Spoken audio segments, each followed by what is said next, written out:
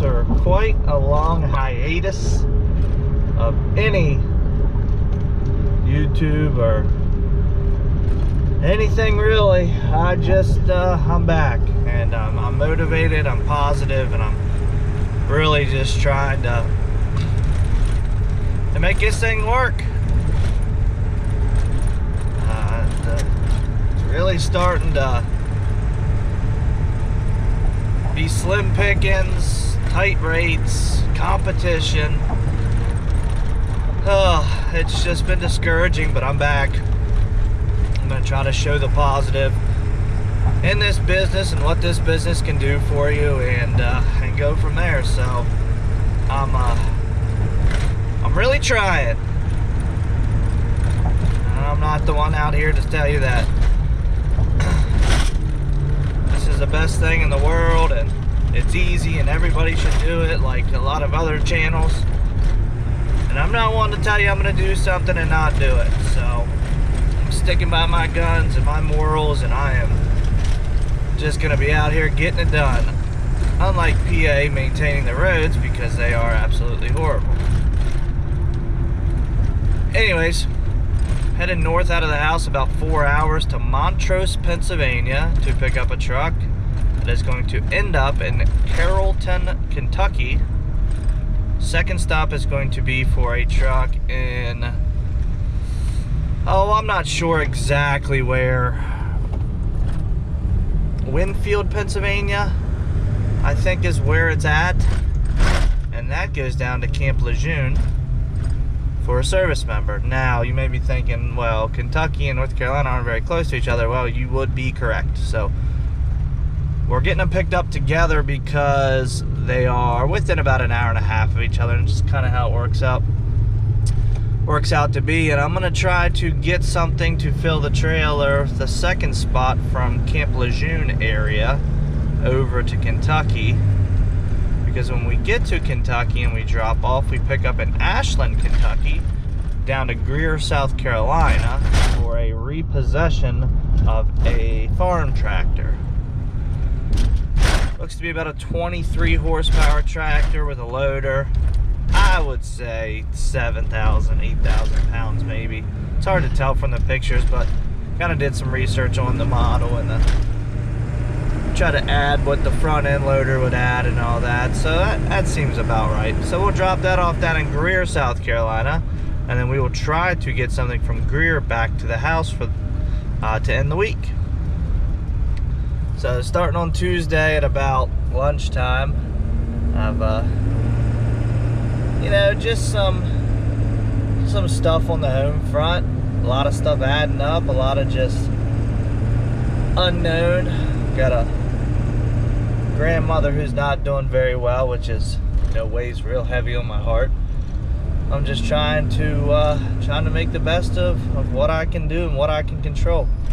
And I always preach that to my wife. She's a big worrier and a big she'll let something stress her out, and I say if it's not something you can control directly, or that you did the best you can, or you went into it and you were the positive and just the the good aspect of the situation, whatever happens is gonna happen, and then there's nothing you can do to control it. So if I preach it and I try to put that onto her, I have to follow the same aspects in my life as far as business, because the home life and everything, and then running a small business, it's tough.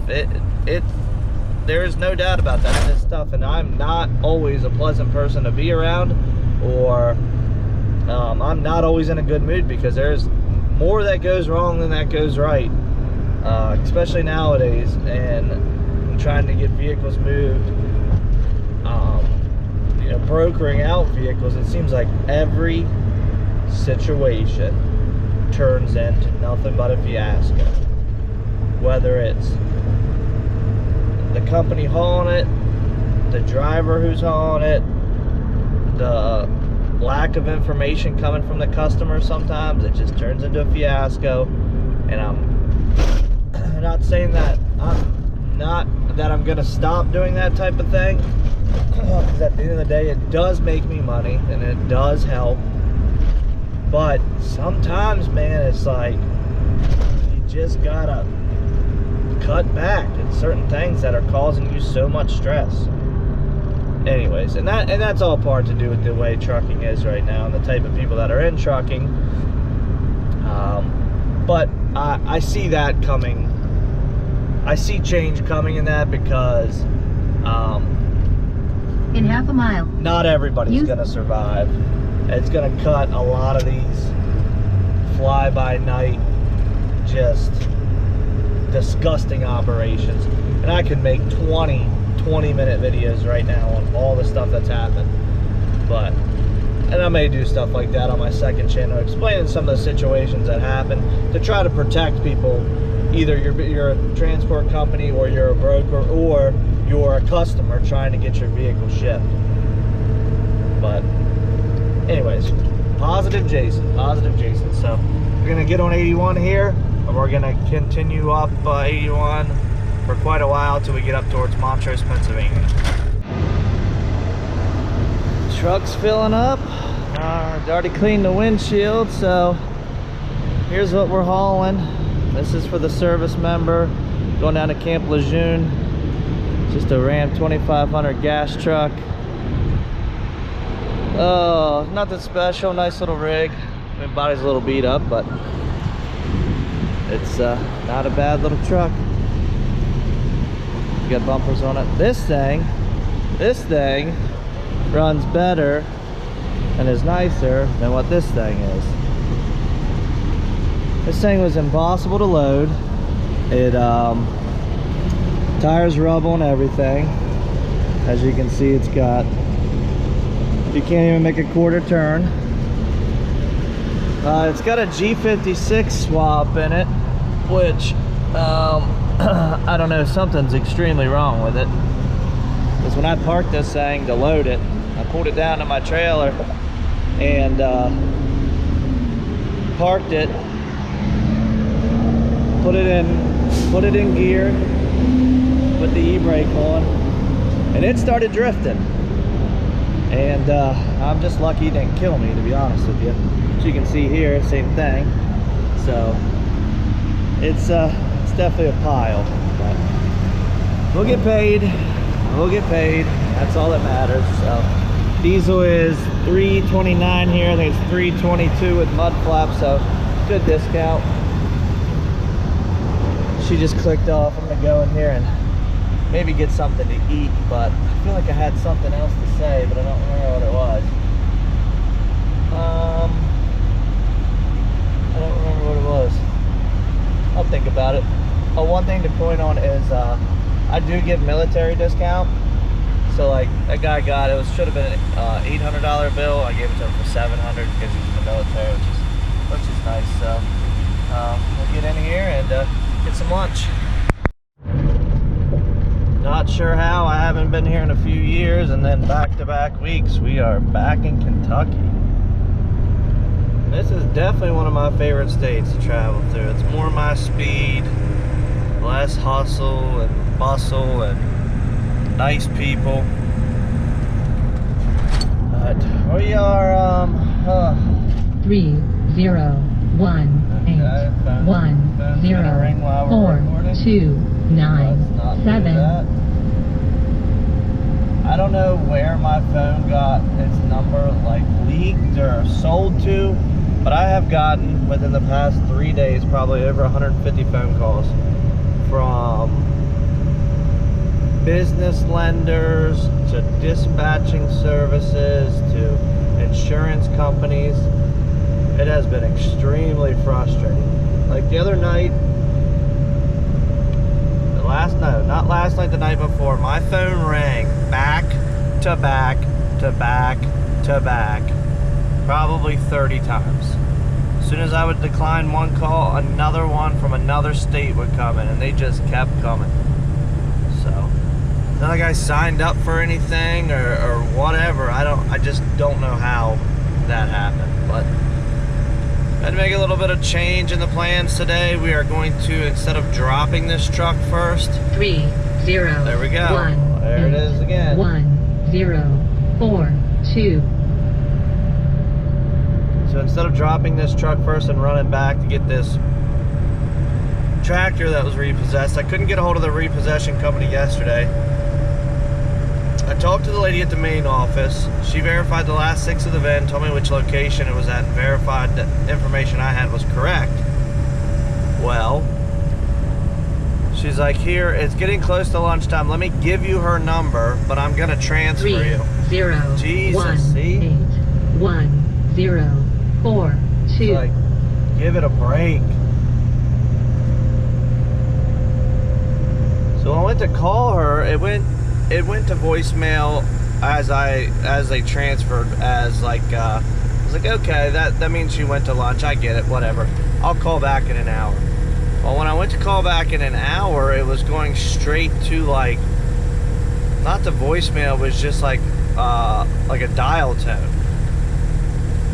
I was like, well, that's weird. I was like, well, I'll just call the main office again. Maybe they can transfer me. Nope, same thing. So all afternoon till after they had closed, it was just straight dial tone. So they said to give 24-hour notice to pick these up, which is common, but I'm just gonna show up and be like, hey, look, I tried to call yesterday all afternoon and this is what happened. And the lady had already told me it was ready to go.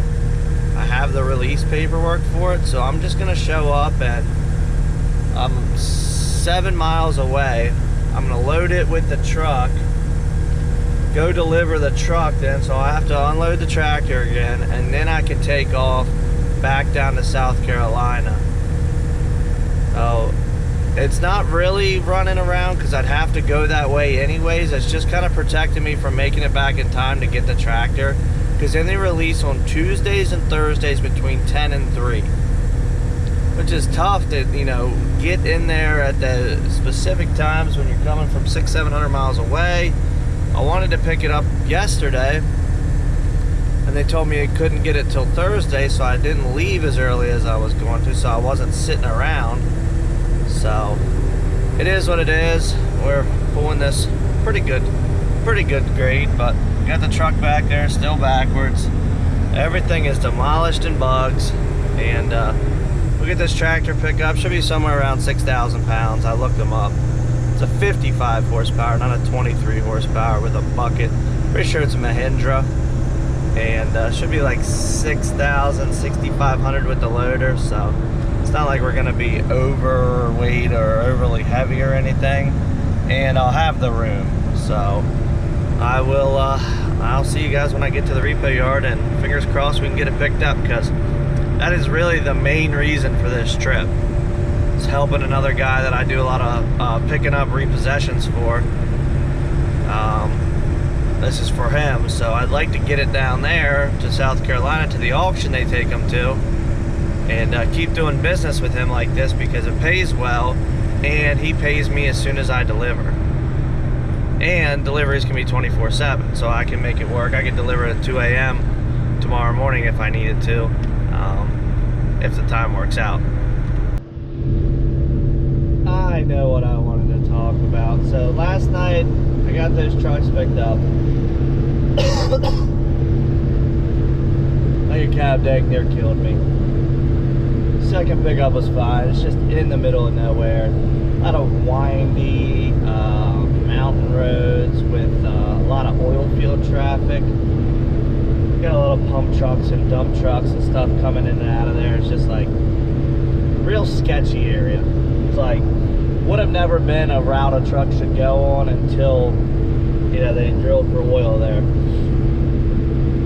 So I got going down the road, and I'm rolling down 81, and I see, you know, it's just habits, what you're supposed to do, look in your mirrors every so often, and I'm looking in my left mirror, and I see my lights flickering on the trailer. So they're like flickering, they'll like stay on till I hit a big bump, then they'll go off. And when I say go off, they just got dim, which dim lights means a bad ground. So I got to a spot where I pulled into like an old mall, and I pulled into like behind I don't know, some business, like a Hobby Lobby or something, where they had like where the trucks come in to unload, because there's a bunch of lights there, like I could see to work on everything, and I had a little better visibility out of the way. Wasn't laying in a pea-filled truck stop parking lot. So I'm like crawling under it. I pull the rear lights out, and I'm just checking wires and everything, and I found the license plate light was unplugged. Plugged that back in, that started working. So I'm under there, I'm like shaking wires and stuff, just trying to find if, you know, where the brake may be or where the ground is, because I see one ground on the one side of the trailer towards the back, and I wasn't really convinced that that was a problem at first. So I couldn't really find anything, and I decided that I was going to take that ground off, and I was going to either put a new end on it, clean it up, whatever I needed to do. And this is how cheap these trailers are made. The ground was a self-tapper through like a pre-drilled hole just in the bottom of the frame, and they used like one of those, I guess you would call it like a washer that grips into the paint or into the metal to create a ground. Well, they didn't even, hadn't even scuffed any paint or anything off of it, and expect that to hold up. So I pulled it out and I sanded it down. I had some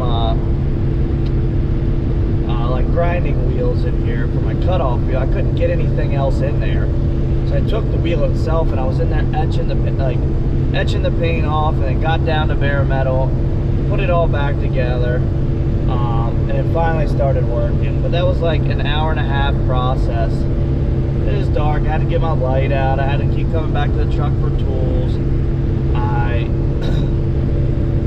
It is crawling on the ground. This trailer has such low ground clearance. It's hard to get underneath of. I'm like checking everything. So I got that fixed. And I do have a bad ground somewhere else on the one side of the trailer. The turn signal that's halfway down, the running light portion, is dim as well on that side. So I'm not sure. I guess that's going to be something for the weekend when I get home, because we don't have that much time. It's 108 degrees today, so as long as I got the main rear lights working, I'm very content with that. But gosh dang it, that wasn't a pain in the ass. And then when you see like the wiring job, because I've had before in like my my Gator, was it my Gator trailer, or maybe my Coffin, like in behind the rear lights. They got to put holes for the wires to get in. Well, they don't put a grommet or anything around the wires, so it's just straight access into a sealed tube. So what happens is dirt, debris, salt, everything goes through that hole and sits in that tray where your back lights are, because they have it all sealed off. Stuff just gets in there and corrodes. So I kind of pulled all the lights out across the back and jiggled everything around, made sure everything was tight and there wasn't any other grounds or anything. But god dang it, they don't have a couple 100 feet of wire from behind the axles into that thing, just all rigged up. So that's probably going to be a project where I'm going to take a bunch of that out, rewire those rear lights to where the ground's more accessible, and maybe some type of connection that's like I can disconnect farther out where I can like actually work on it. But dang if that didn't just drive me nuts last night. Of course it was getting late. I was, you know, getting tired, irritable, and you know, I just kind of have my luck spin. It's been one thing after another. So got that fixed. It didn't really delay us because this guy can't meet till 4:30 today, because I'm not gonna go on base. I don't want to deal with that process because that's probably at least a 2-hour process. I'm just gonna, he gets done at 4:30 and can meet me. I'm just gonna like be outside the gate, the commercial gate somewhere close to where he can drive out. He said he could have his friend bring him out. He can come out and grab his truck from me and just kind of make the whole process a little easier. Well, there we are.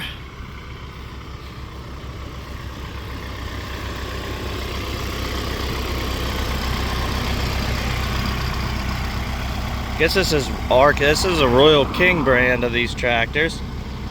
Nice little unit, actually. I'll show you inside once I get these ramps flipped over. Alright, let's hop up in this thing. Still got the plastic on the seat. 35 hours on it. AC heat.